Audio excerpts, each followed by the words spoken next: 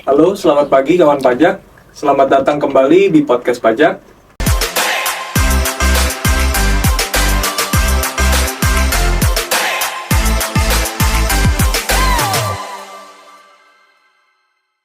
Saya Surya Anugrah, host kalian, akan memandu kalian di sini. Senang sekali dengan kesempatan yang ada, kita bisa ngobrol-ngobrol seputar topik pajak yang menarik dan tentunya bermanfaat.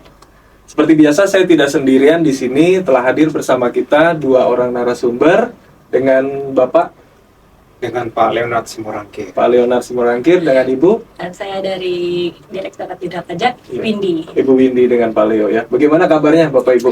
Baik. Luar biasa. Luar biasa ya Pak ya. Oke. Senang sekali Pak, Bu, kita bisa ngobrol kembali di episode kali ini. Dan saya yakin kawan pajak tentunya sudah nggak sabar ya dengan diskusi kita hari ini. Oke, episode kali ini kita akan bahas topik yang penting untuk para pelaku usaha nih Bapak Ibu, mengenai DHBL. DHBL itu daftar, hitung, bayar, dan lapor ya. Banyak orang nih Pak, Bu, ngerasa proses ini tuh ribet gitu ya. Padahal sejatinya cuma ada 4 langkah dasar ya yang dilakukan setiap wajib pajak. Kalau dipahami alurnya, saya rasa mungkin bisa lebih mudah ya teman-teman kawan pajak. Untuk membahas ini lebih jauh, sudah hadir bersama kita narasumber dari Direktorat Jenderal Pajak dari Kanwil Jakarta Timur. Jakarta Timur ya, Bapak Ibu ya. Oke, ada satu pertanyaan yang sering muncul nih, Bapak Ibu. Banyak orang yang mengira kalau setiap warga negara itu otomatis bayar pajak, gitu ya. Sebenarnya gimana sih, Pak, Bu? Apakah setiap warga negara itu pasti membayar pajak? Atau ada kriteria tertentu seseorang baru disebut wajib pajak? Oke, Pak Surya, terima kasih ya ini sudah diundang. Selamat pagi juga kawan pajak ya. Jadi tadi dikemukakan DHBL. Ini sebenarnya yang paling basic nih sebenarnya Pak Surya, kawan pajak ya. Daftar, hitung, bayar dan lapor gitu ya. Tadi pertanyaannya, apakah langsung otomatis ini kita bayar nih ya, kawan pajak ya atau masyarakat ya. Nah, perlu kita ketahui ya bahwasanya terkait peraturan perpajakan ini, kalau dia mau bayar pajak ini, dia harus kita lihat dulu nih 2 syarat nih Pak Surya, kawan pajak ya. Jadi yang pertama itu syarat subjektifnya. Nah, syarat subjektifnya ada, plus nanti syarat objektifnya. Nah, jadi syarat subjektif ini seperti subjeknya siapa sih? Nah, artinya kan kayak seperti kita nih, orang pribadi ya, kawan pajak. Ada juga nanti subjeknya itu berupa badan itu, Surya ya, kawan pajak ya. Nah, itu ada dulu nih. Kalau seperti warga negara, mungkin sudah terpenuhi nih, sebagai subjektifnya sudah terpenuhi, warga negara Indonesia. Bahkan kalau warga negara asing juga boleh nih, kalau dia yang sudah berniat atau bertempat tinggal di Indonesia dalam kurun waktu 180 kali dalam jangka waktu 12 bulan. Itu juga sebagai subjek, dia sudah terpenuhi nih. Nah, kemudian objektifnya. Nah, jadi kawan pajak juga harus terpenuhi secara objektif. Artinya ada penghasilannya, begitu ya. Ada penghasilannya, baru nih klub nih. Ada subjektif terpenuhi, objektif terpenuhi, gitu deh ya. Nah, jadi penghasilan ini juga berasal dari beberapa sumber ya, bisa dari usaha, dari pekerjaan maupun dari pemanfaatan modal. Jadi sederhananya ini Pak Surya ya, kawan pajak ya. Kalau subjek plus objek baru itu sama dengan wajib pajak. Gitu dia, sederhananya ya. Nah, kemudian tadi balik ke pertanyaannya, apakah otomatis langsung bayar nih? Nah, sebenarnya ya, dia dilihat dulu, masih ada, walaupun sudah terpenuhi subjektif, objektif, tapi dia juga ada threshold-nya dia. Nah, kalau dia penghasilan misalnya masih di bawah, ternyata nggak perlu amat langsung bayar ya kan. Dia masih, tapi ya memang harus wajib lapor gitu dia maksudnya. Jadi dia memang harus, tadi kita coba ulang, subjektif, objektif, dan memang harus ada threshold-nya, baru kemudian dia ada kewajiban membayar, gitu dia. Threshold itu berarti semacam batas ya Pak? Iya, kalau di orang pribadi gitu mungkin ya? Seperti ada PTKP ya. baru dikenakan. Oke, berarti begitu ya teman-teman kawan pajak. Jadi jelas ketentuannya, jadi nggak otomatis setiap warga negara itu bayar pajak, tapi tergantung juga tadi yang dikatakan Pak Leo, ada subjeknya, ada objeknya. Kalau subjek sudah terpenuhi, objek sudah terpenuhi, baru dia bisa dikatakan sebagai wajib pajak, begitu ya Pak Leo ya. Oke, terus ada pertanyaan juga yang banyak bikin bingung nih Bu, mengenai khususnya bagi pelaku usaha kecil, ya. Ya. Kapan sih saat yang tepat untuk mulai mendaftarkan diri sebagai wajib pajak? Apakah harus nunggu usahanya besar dulu gitu ya, atau sejak awal pada saat dia memulai usaha? Oke, ini pertanyaannya bagus banget nih. Ya. Sejak kapan sih, terutama untuk pelaku usaha ya? Pelaku usaha Untuk begitu. pelaku usaha sejak kapan sih kita itu harus mendaftarkan NPWP seperti itu ya?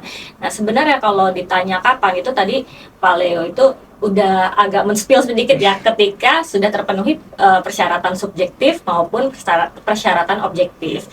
Nah dalam hal dia ini melakukan kegiatan usaha, berarti kan dia kan subjektifnya sebenarnya udah ada nih. Nah, kemudian objektifnya ini adalah kegiatan usahanya dia. Nah, kalau untuk kegiatan usaha, memang sebaiknya mereka mendaftarkan NPWP itu adalah sejak saat sudah dimulainya usaha. Itu atau misalnya sudah ada penghasilan. Nah, artinya kan objek pajaknya ini kan udah ada nih gitu. Karena nanti ketika dia sudah mulai usaha, dia akan dapat namanya omset. Seperti itu. Nah, jadi memang lebih awal lebih baik, dan sekarang pun untuk mendaftarkan NPWP itu sangat mudah. Gitu, karena semuanya bisa dilakukan via online melalui aplikasi terbaru Direktorat Jenderal Pajak namanya Cortex. Nah, jadi nggak perlu ke kantor pajak lagi, udah bisa langsung dilakukan mandiri. Seperti itu. Jadi betul sekali ya teman-teman pajak ya, kawan pajak ya.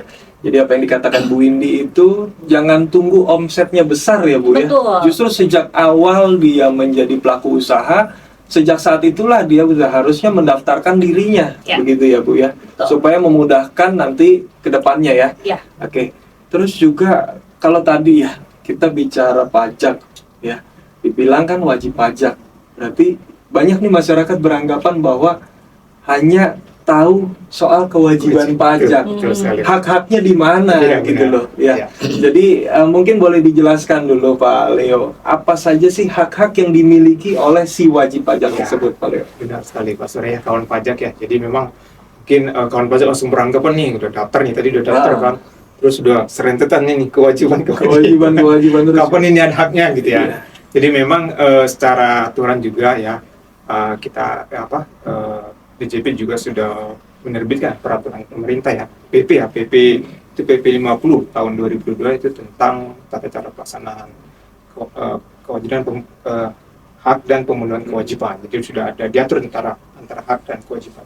Bahkan terakhir ini ya Pak Surya, kawan pajak ya, Direktur Jenderal Pajak itu sudah menerbitkan PR 13 tahun 2015. Jadi kalau Pak Surya kawan pajak mengikuti media-media ini, itu ada namanya taxpayer charter ya, atau piagam.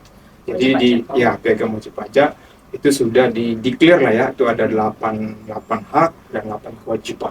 Gitu dia. Jadi ada keseimbangan lah gitu ya. Nah, jadi hak ini mungkin seperti hak untuk mendapatkan edukasi.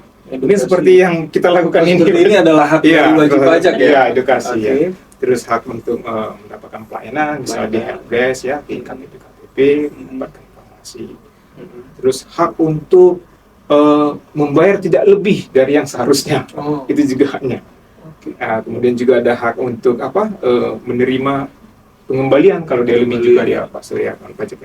Kemudian ada hak lagi untuk melakukan upaya hukum ya, kalau dia memang misalnya ada ketetapan yang tidak pas dia rasa mungkin ya, itu bisa silakan, ada namanya hak upaya hukum. Ada lagi nama hak untuk kerahasiaan data ya. Dan keamanan, ya ini sangat perlu ya. Jangan-jangan nanti sudah datanya di DJP, tapi ini juga beredar. Jadi kawan pajak itu punya hak supaya datanya dirahasiakan. Itu ada beberapa. Jadi memang terkait taxpayer charter ini jadi sebagai sebagai panduan lah, panduan layanan juga ya, untuk mempererat hubungan juga antara DJP dan wajib pajak dia. Oke. Begitu ya, kawan-kawan pajak yang tadi sudah dijelaskan Pak Leo bahwa sebagai wajib pajak itu bukan hanya kewajiban saja ya. Mungkin sudah sangat takut gitu ya, wajib pajak, wajib aja gitu ya Pak. Kapan ada haknya ini? Kapan ada haknya, tapi ternyata sudah dipaparkan Pak Leo bahwa ada taxpayer charter ya, di mana ada 8 hak dan juga 8 kewajiban dari wajib pajak itu sendiri. Ya, jadi sudah sangat seimbang bahwa DJP itu tidak hanya mementingkan dari DJP-nya sendiri ya, tapi juga Bentuknya. kebutuhannya untuk Betul. si wajib pajak juga diperhatikan dari segi hak-haknya. Oke, jadi pemahaman tentang hak dan kewajiban ini, kawan pajak, adalah langkah awal untuk menjalankan proses DHBL tadi ya, Bapak Ibu ya. Nah, di segmen selanjutnya kita akan masuk ke salah satu elemen kunci. Tadi udah di-spill sama Bu Windy mengenai NPWP. Ya. Ya. NPWP itu sangat penting bagi para pelaku usaha ya. Terus sekarang kita bahas mengenai NPWP. NPWP apa sih Bu sebenarnya NPWP itu? Oke, nah jadi sebenarnya Pak Surya, kalau NPWP itu sama aja kalau kita ibaratkan dia adalah KTP gitu, Oh, ibaratnya KTP, ya. Jadi fungsinya NPWP ini adalah sebagai identitas wajib pajak yang fungsinya adalah untuk memenuhi tadi hak dan kewajiban perpajakan. Jadi kalau misalnya kita sebagai warga negara Indonesia punya KTP gitu, nah kalau wajib pajak itu punya NPWP. Punya NPWP. Nah, bahkan sekarang untuk wajib pajak orang pribadi kan NIK atau KTP itu udah berfungsi juga sebagai NPWP gitu. Jadi fungsinya itu tadi kalau ditanya apa sih itu NPWP? NPWP itu adalah identitas perpajakan. Jadi identitas yang diberikan dari Direktorat Jenderal Pajak kepada para wajib pajak untuk melaksanakan hak dan kewajiban perpajakannya. Oke. Penting tentunya untuk punya NPWP. Terutama tadi bagi para pelaku usaha ya kan, karena nantinya Pak Surya bahwa ketika misalnya orang gitu ya berusaha, itu kan nanti kan ada keperluan-keperluan, misalnya mengurus izin, terus habis itu buka rekening gitu misalnya, dan lain sebagainya. Kalau mungkin nanti selanjutnya dia perusahaannya menjadi lebih besar, mungkin akan ikut tender gitu, butuh keluarin faktur pajak. Nah itu semua nggak bisa dilakukan kalau nggak punya NPWP. Jadi NPWP itu bukan sekedar urusan administrasi ya Bu Betul, Windy ya? betul sekali. Tapi tadi Bu Windy sudah spill seperti semacam KTP gitu ya? Iya betul, identitas wajib pajak. Iya, identitas wajib pajak, kartu identitas ekonomi gitu ya, Iya, Bapak Ibu ya. betul Yang sekali. membuat pelaku usaha ini bisa masuk ke dalam satu ekosistem yang resmi ya. Betul. Terus terkait pelaporan pajak, UMKM juga banyak yang belum tahu nih. Padahal sebenarnya pemerintah ini udah banyak memberikan kemudahan baik dari sisi tarif ataupun cara pembayarannya. Mungkin boleh dijelaskan Bapak atau Ibu terkait kewajiban pajak untuk pelaku UMKM. Oke, baik. Pak Leo. Pak Surya ya, kawan pajak. Jadi pertanyaan udah langsung ke UMKM ini ya. Iya. Jadi yang pertama mungkin ya kawan pajak kita coba pahami siapa sih sebenarnya UMKM ini ya, Iya. gitu ya pertamanya. Tadi sudah kita kenalkan subjek sama objektif. Nah, subjek ini UMKM nih, tapi yang di mana dulu ya UMKM-nya? Nah, jadi secara aturan perpajakan ya agak berbeda sedikit sih dengan yang terkait yang apa? Yang umum dan koperasi ya. Jadi kalau di aturan perpajakan yang namanya UMKM itu dia yang memiliki omset di bawah 4,8 nih, sorry 4,8 setahun, maka dia dikategorikan sebagai UMKM. 4,8 miliar. Miliar ya benar. Oke. Miliar. Tetapi memang yang segmen usahanya yang secara kasat mata yang seperti kita lihat ya, usaha, dagang, gitu-gitu ya. Kalau yang kayak apa? Kalau notaris, pengacara, yang punya keahlian tuh ternyata tuh bukan UMKM. Oh, iya, Yang bebas itu bukan iya, walaupun dia katakan misalnya omsetnya cuma 3 miliar, 2 miliar. Nah, ternyata yang seperti itu tidak termasuk sebagai UMKM. Termasuk juga dia badan ya. Kalau badan misalnya seandainya nih pengacara bentukin firma nih ya. Iya. Nah, kan jadi badan nih kan. Nah, omsetnya di bawah 4,8. Ternyata dia bukan termasuk UMKM juga. Oh, Gitu dia ya. oke. Nah, jadi memang yang mungkin yang paling keseharian yang kita lihat lah Pak Surya ya, kawan pajak ya. Nah, jadi dia yang seperti dagang-dagang gitu ya, itu 4,8 itu termasuk sebagai kategori UMKM. Nah, kenapa ini memang diatur ya secara khusus? Karena dulu sebenarnya ya kalau skema penghitungan itu dia normal itu Pak Surya kan pajak. Jadi menggunakan tarif pasal 17 yang kalau kita kenal itu di OP itu yang progresif ya. Iya. Persen yang sebelah itu. Jadi dirasa mungkin ya agak rumit ya, rumit. Windy ya. Nah, jadi memang pemerintah dalam hal ini mengeluarkan PP terkait UMKM ini. Dengan apa? Dengan semangat supaya lebih simpel lah, simplifikasi dia gitu dia. Nah, jadi memang awalnya itu kalau saya ingat itu tahun 2013 ya besar Yang pertama, paling pertama. Itu tarif itu 1%. 1%. Ya, kemudian di tahun 2018 dirasa perlu untuk diatur kembali, diturunkan di 0,5%, Pak Surya. 0,5%. Nah, cara menghitungnya itu sederhana ini ya. Cuma 0,5% kali omset. Omset ini kan peredaran bruto ya, kotor. Jadi memang tidak memperhitungkan biaya-biaya. Kenapa memang lagi-lagi memang semangatnya supaya simple sih simplifikasi gitu ya. Jadi pelaku usaha UMKM tidak dibebankan nih administrasi perpajakan ini. Dia bisa fokus dengan usahanya tanpa juga lalai terkait kepatuhan pajaknya. Jadi kan tinggal gampang nih Pak Surya, kalau pajak ya, 0,5% kali omset. Gitu dia. Jadi kalau kita bisa simpulkan kawan pajak ya, NPWP itu fondasi utama ya Bapak Ibu ya, bagi para pelaku UMKM ya. Dengan punya NPWP bukan hanya menjalankan kewajiban tapi dapat hak juga tadi ya, yang sudah dibilang tarifnya itu cukup 0,5% dari omsetnya dari bruto ya. Di segmen selanjutnya kita akan membahas hal yang paling sering ditanyakan pelaku UMKM, yaitu bagaimana cara menghitung pajak supaya sesuai aturan tapi tetap ringan dan tidak memberatkan ya. Kita mulai masuk ke ada pertanyaan, usaha saya ini masih kecil gitu ya, dan omsetnya belum besar. Jadi gimana cara ngitung pajaknya nih Pak Bu? Apa yang harus saya siapkan gitu ya? Di segmen ini kita akan bahas tahap-tahapannya supaya pemilik usaha ini bisa menghitung pajak dengan benar. Ya, jadi Bapak Ibu boleh dijelaskan apa saja yang harus dilakukan oleh wajib pajak UMKM tadi, yang kasat mata ya, yang pedagang itu, dalam menjalankan administrasi perpajakan serta menghitung pajaknya. Oke, baik. Ini pasti pertanyaan banyak orang nih ya Pak Surya. Betul ya, karena kan misal tadi udah tahu nih seperti yang dijelaskan oleh Pak Leo kan, oh ternyata cuma 0,5%. Nah sekarang gimana nih? Apa yang harus disiapkan gitu kan? Nah yang paling pertama tentunya Pak Surya yang harus dilakukan itu adalah melakukan pencatatan. Lakukan pencatatan terhadap omset yang didapatkan seperti itu ya. Dilakukan pencatatan yang rapi dan juga konsisten. Karena apa?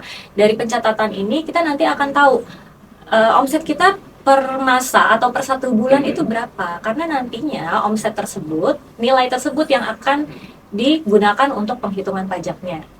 Yang pertama. Nah yang kedua, setelah kita tahu tadi omset, kita tahu omset per bulan berapa, langsung saja kita kalikan dengan 0,5%. Itulah pajak yang harus dibayar.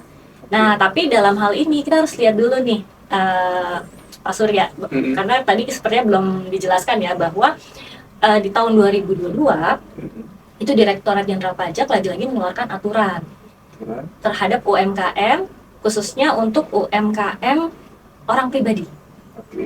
Jadi orang pribadi, UMKM yang orang pribadi itu dia dapat threshold lagi 500 juta seperti itu. Nah jadi kalau misalnya untuk UMKM yang memang dia orang pribadi, penghasilan bruto atau omsetnya dalam 1 bulan itu belum mencapai 500 juta, misalnya di bulan pertama nih, belum dapat 500 juta gitu, itu belum dikenakan pajak gitu, jadi masih nol gitu, sampai nanti dalam 1 tahun berjalan dia melebihi 500 juta, barulah dikali 0,5% itu gitu.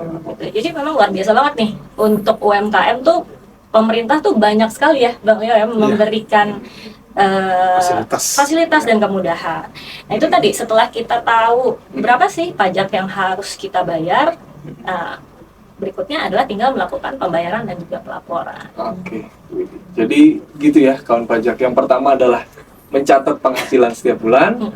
Yang kedua adalah menghitung pajaknya tadi ya, cukup sederhana dikalikan 0,5%, bahkan ada fasilitas yang diberikan oleh negara ya, apabila dia belum menyentuh 500 juta omsetnya dibebaskan begitu ya oleh Bu Windy ya. Dan jangan lupa yang terakhir teman-teman dibayar ya, udah pasti ya. Kalau ada pembayarannya. Kalau ada pembayarannya, kalau nggak ada tetap nggak usah lapor. ya, tetap lapor aja. Oke.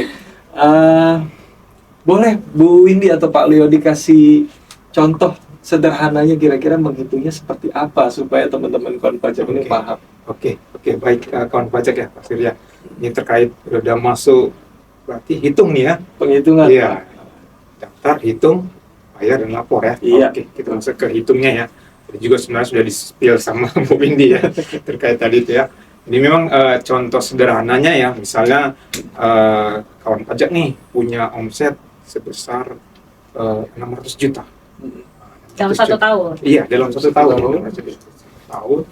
Maka PPh terutangnya itu tadi yang tarif 0,5% kali 600 juta Oh. sama dengan 3 juta. Artinya memang akan dibayar 3 juta dalam setahun.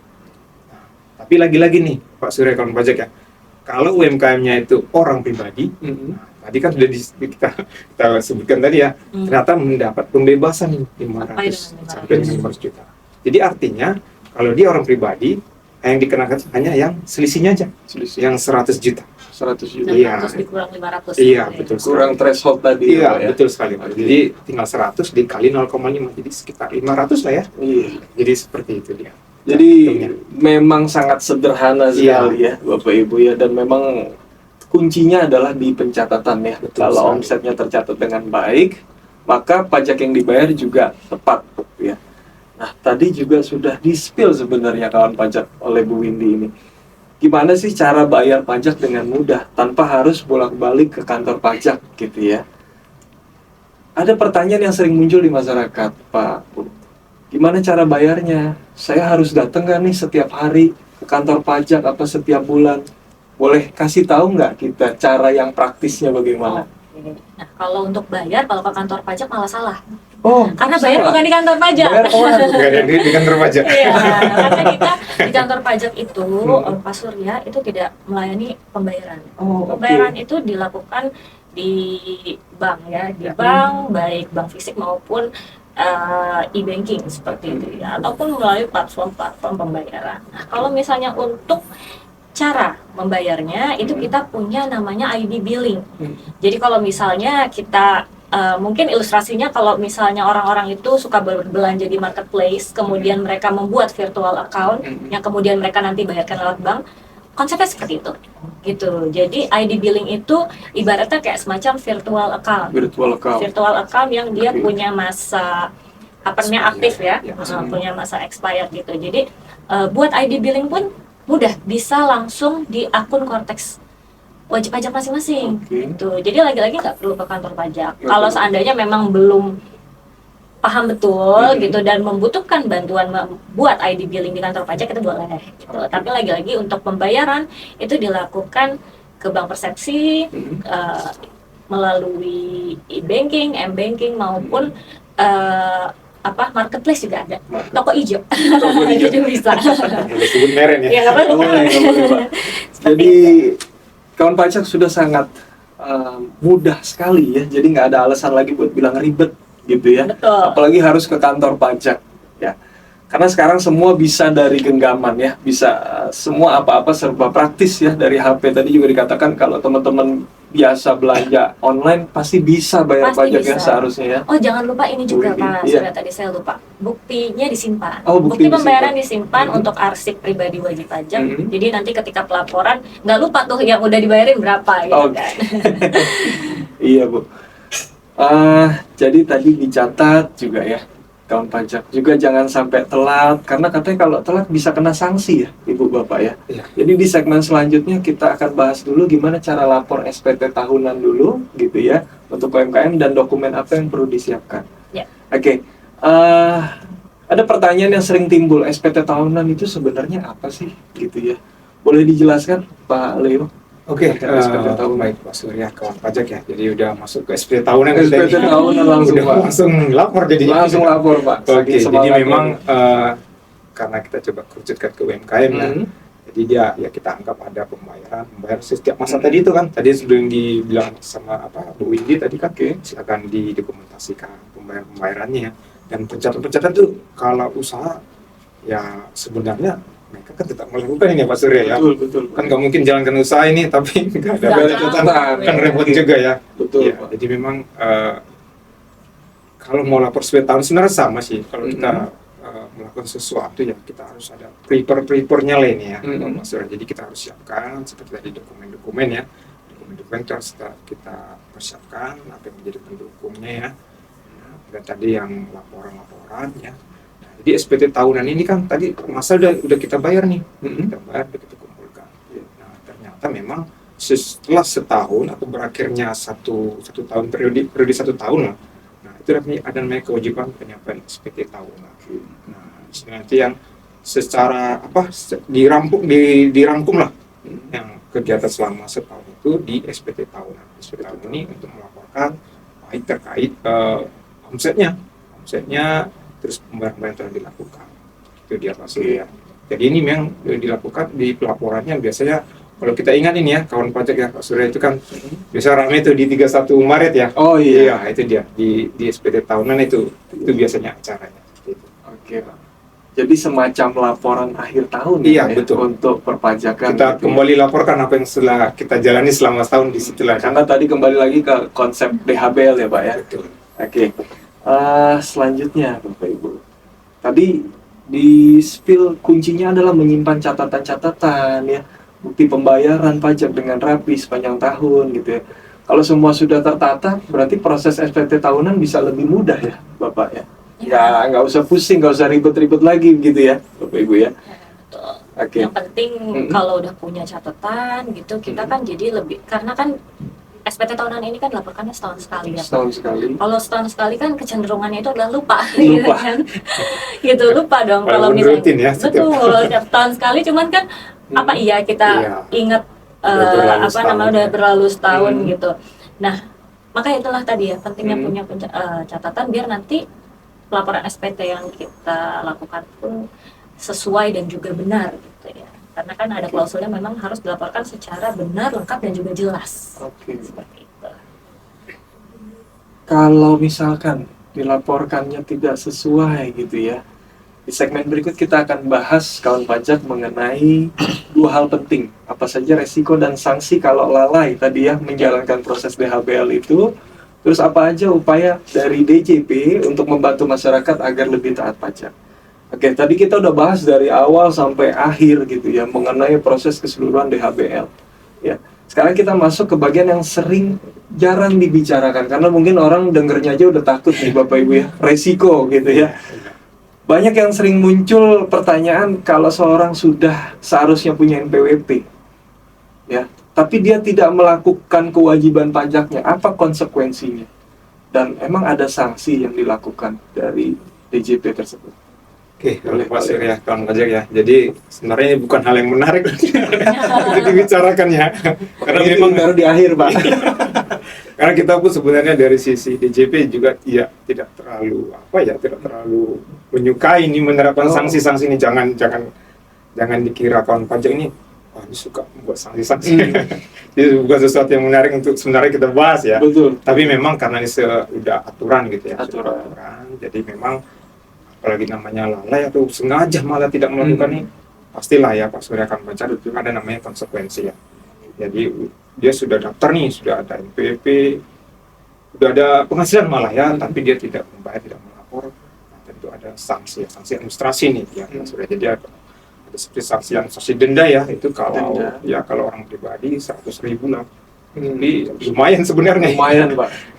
Nah, kalau yang dia badan ya kalau tidak lapor dia itu ada 1 juta lah gitu ya. Iya. Ya.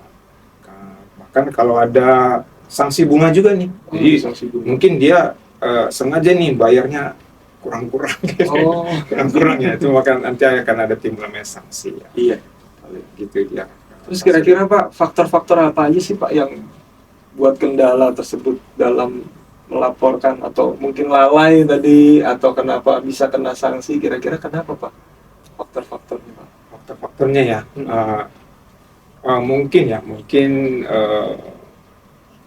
bisa jadi memang kelalaian ya, mungkin karena mungkin sibuk berusaha ini ya. Oh, Jadi saking memang- sibuknya iya. usaha jadi lupa gitu Pak ya. Jadi kurang care sama kewajiban perpajakan bisa jadi ya juga.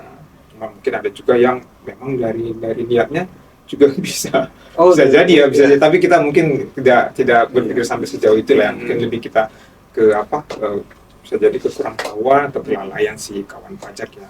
Makanya kita memang di JP di sini sebenarnya setiap waktu sih sebenarnya kita selalu melakukan edukasi terkait kepatuhan perpajakan, itu selalu sering kita lakukan. Jadi tugas DJP kawan pajak itu sangat berat sekali ya, terutama membantu masyarakat untuk taat membayar pajak ya, begitu ya Bapak Ibu ya. Oke, terima kasih Bu Windy dan Pak Leo atas penjelasan yang sangat jelas sekali dan sangat bermanfaat. Sebelum kita tutup, mungkin ada pesan penutup yang ingin disampaikan kepada para pendengar kawan pajak, khususnya terkait tema optimalisasi pelaporan pajak orang pribadi di tahun 2025. Silakan Bapak atau Ibu. Karena temanya ini optimalisasi pelaporan pajak di tahun 2025 yang mana akan dilakukan di tahun depan gitu ya. Jadi mungkin di sini kita pesannya ya Pak Leo ya, untuk kawan pajak yang memang sudah memiliki NPWP nih terutama dan belum aktivasi Cortex. Segera untuk melakukan aktivasi Cortex supaya bisa melihat dulu ya kira-kira Cortex itu dalamnya seperti apa sih gitu, menu-menunya seperti apa, supaya nanti di tahun depan sudah siap gitu untuk melakukan pelaporan SPT tahunan 2025 seperti itu. Mungkin Pak Leo ada yang Menambahkan mau sedikit ditambahkan? aja. Jadi memang bisa dibilang masa-masa ini termasuk transisi ya nih ya, Masa-masa Bu Windy ya. transisi, betul. Karena kan sebelumnya kalau kita tahu ini akun pajak ya Pak Surya, sebelumnya kita kan pakai yang DJP online. DJP online, Iya, betul. DJP online. Apalagi SPT tahunan kemarin masih DJP online. Betul. Tapi untuk tahun ini yang artinya akan dilapor di tahun depan, itu kita sudah menggunakan Cortex. Sudah Cortex. Iya, Sudah jadi- beralih. Iya, jadi silakan kawan pajak. Ini sebenarnya kita lagi aktif-aktifnya nanti nih ya, edukasi untuk betul. melakukan terkait pelaporan SPT tahunan Iya. di Cortex gitu dia. Oke, Pak. Jadi harapannya kawan pajak jadi lebih siap lagi, Betul. lebih paham dalam melaporkan pelaporan pajaknya gitu ya, serta bisa mempersiapkan dengan lebih baik lagi nih ya, terutama untuk di periode mendatang. Terima kasih sekali lagi kepada Pak Leo dan Bu Windy, dan juga pada kawan pajak semua yang sudah mendengarkan sampai akhir. Jangan lupa ikuti episode-episode selanjutnya dengan topik-topik yang menarik. Sampai jumpa di episode berikutnya, dan tetap patuh pajak demi kemajuan kita bersama.